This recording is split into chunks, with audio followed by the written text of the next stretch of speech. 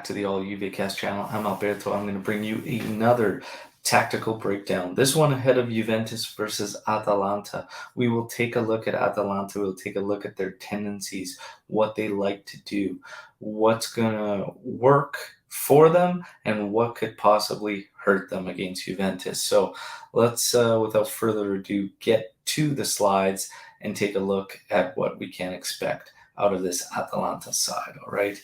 So first slide, you have it here.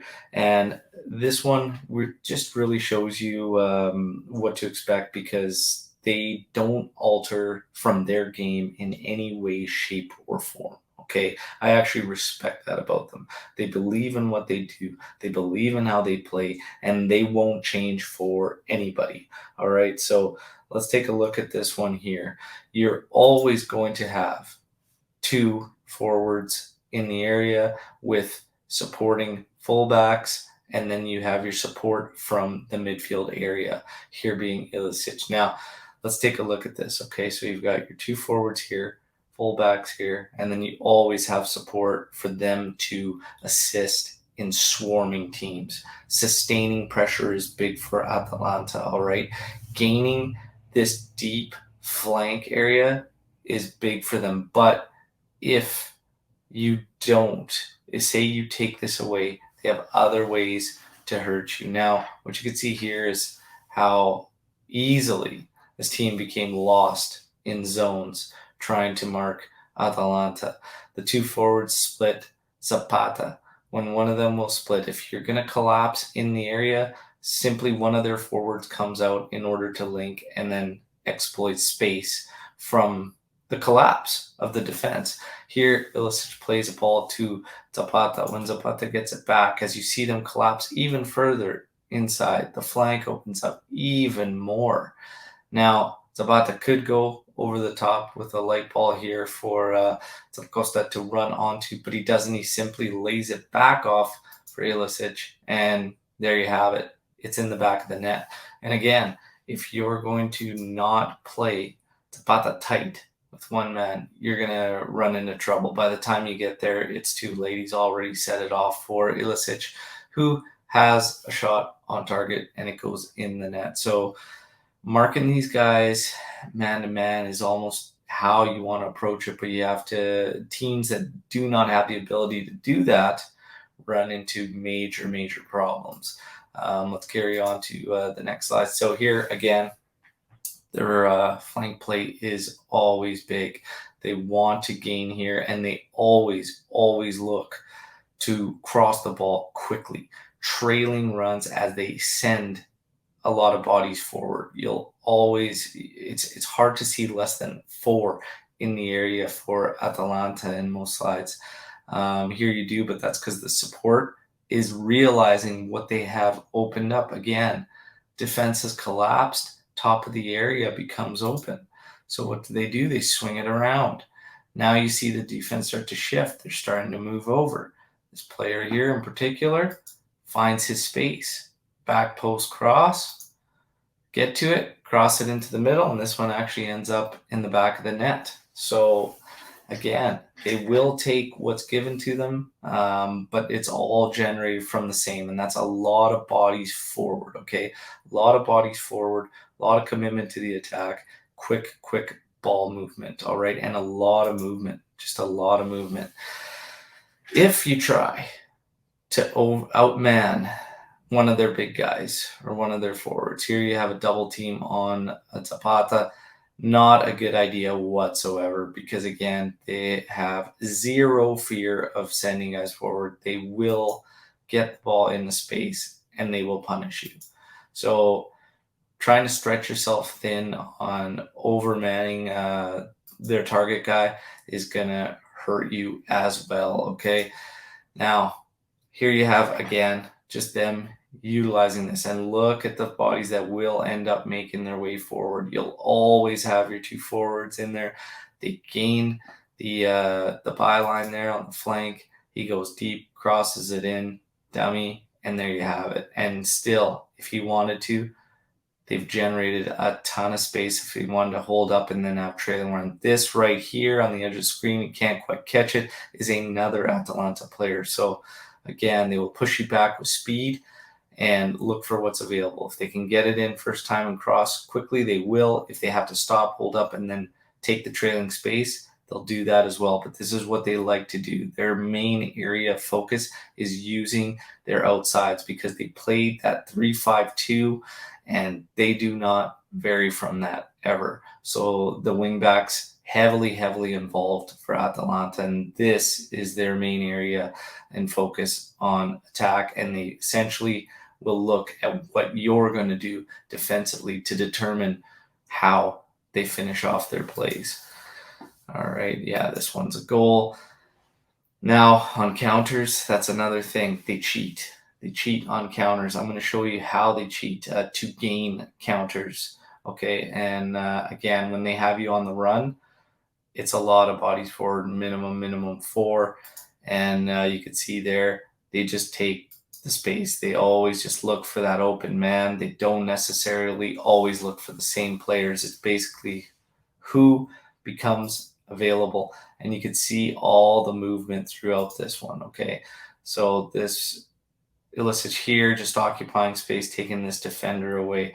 This guy getting involved, realizing the space is right here. Zapata holding on for someone else to take a little bit more space generated for him and for him to get a little bit deeper as this player, the second forward, is actually making his run across to take this defender away so that this trailing run from the wing back gets even more space when he does get the ball. Okay, this one actually gets stopped, but by handball, and they get a PK on this one.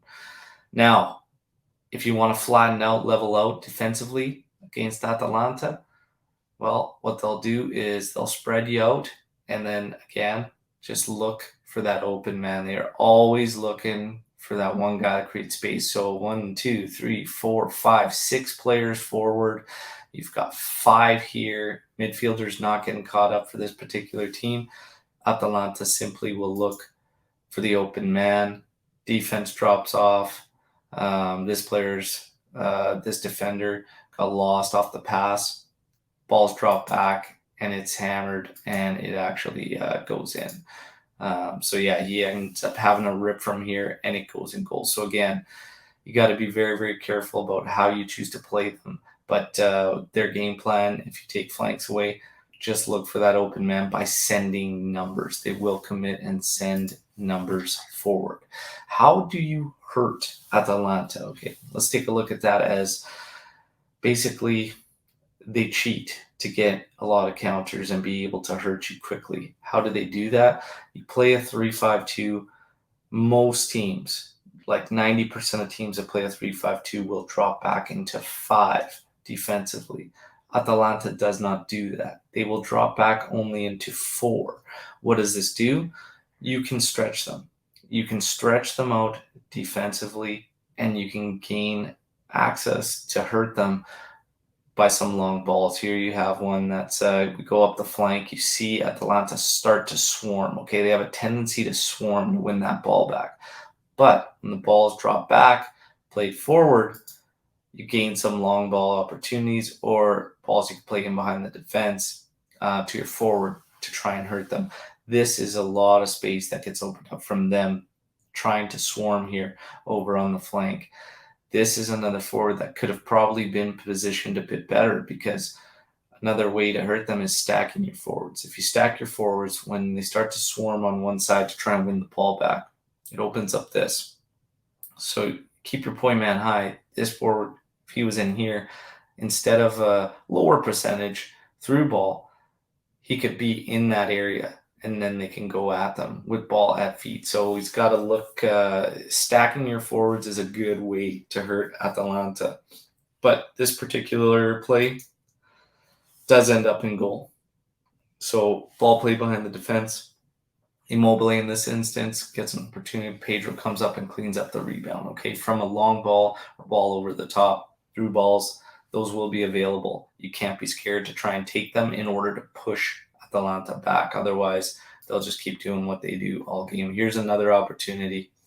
Ball over the top again, because they simply get stretched and spread out at the back. Here you have 2 that would make up the back 4, getting caught up in the midfield as they were trying to cheat to push forward. So as soon as you win the ball, you have to look to move quick, and some of these opportunities will present themselves, making Bonucci kind of key for Juventus, making Locatelli have to be alert for Juventus to move that ball quickly. Okay, here, this was a great opportunity off of this long ball. And they're suspect. They're actually suspect at the back on these long balls and whatnot. And you can win a lot of these battles and gain great opportunities. This one didn't end up going in.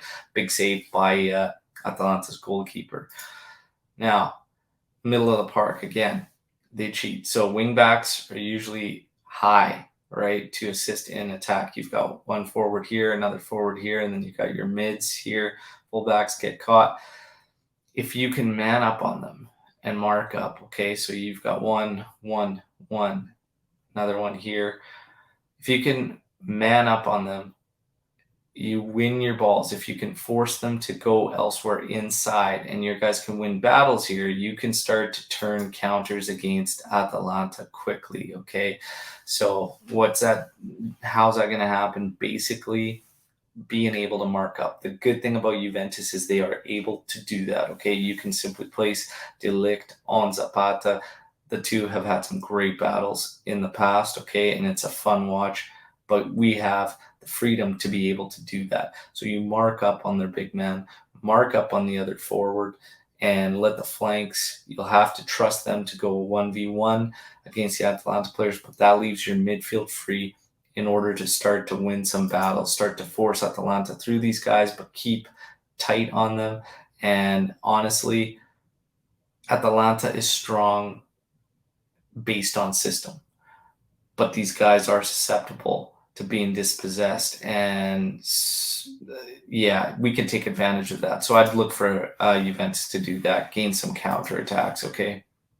This one ends up in the back of Atalanta's net because no matter how good a team you are, counterattacks hurt everyone, and it's about finding how you can do that. Juve needs to dial up the counterattack game again. It was present there at the start of the season with Allegri, needs to go back to it and find it. So that pretty much has it for how we can exploit Atalanta and what they do, and how Juve can succeed in this one. So again, the main thing is Atalanta will not get away from what they do. Okay, we know what kind of team they are. We know how they play, and it won't change. It won't change for Juventus. Atalanta's played us very tough in recent seasons. Okay, and this will be a tough game, but they leave themselves open to getting stretched at the back. Juventus must be aware stacking the two forwards would be big. That would be big for Juventus, and looking for those pockets of space when Atalanta swarms. Atalanta staying in that back four and cheating in their own right so that they can attack you fast. You have to find those spaces, okay? Stacking the forwards, using one ahead of your target man to change things up and really stretch them out and be able to go at them. Midfielders need to be able to get involved in this one. So your setup is key, because if you try to attack them through the flanks, it's going to be very difficult. If you're trying to attack them through the flanks with fullbacks, that is, you will get turned, and they don't drop back enough for it to be as dangerous as it should be. So your forwards and mids need to do a lot of work and need to be heavily involved. A guy like McKennie will be key against Atalanta. Your forwards, Chiesa. Can Chiesa be that stacked forward in behind of, say, a Morata? There's a lot of question marks there, but these are the ways you can punish them, and it'll be interesting to see what Max dials up against Atalanta. That's it for another tactical breakdown edition. Hope you enjoyed it. Like the video, subscribe to the channel. It's all Juve all the time, and we'll be back tomorrow morning, 5:30 a.m. Pacific Standard Time, with another match day live, and then of course the following day with the post-match podcast, breaking this one down. Hopefully we have a victory to celebrate. Till next time, fino alla fine, forza Juventus. Ciao.